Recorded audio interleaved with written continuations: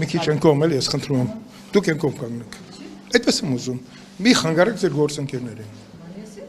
Դուք միշտ ինձ խանգարում եք, այնտեղ կանգնեք։ Դուք։ Եթե թե ես կգնամ, չեմ պատասխանի ձեր գործընկերներին։ Այդպես, որտեղ ես առաջնորդվում եմ հոգևորականի այն առաջարկին, որ ձեզ արեց։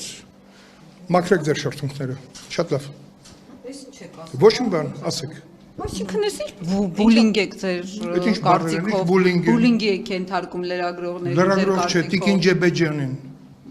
Լրագրողները այստեղ կանգնած են։ Իսկ հոգևորականի որ ցիտում եք, գոնե կոնտեքստն է կցիտեք ինչի։ Ինչով եք պայմանան Քոչարյան։ Ես ոնց որ բոլոր ասել եմ։ Պարոն Քոչարյան, ձեր պահվածքը լրագրողի հետ չեք կարծում որ պիտի ներողություն։ Ոչ թե ես ասել եմ ոչ տղամարդկայինն է ձեր պահվածքը։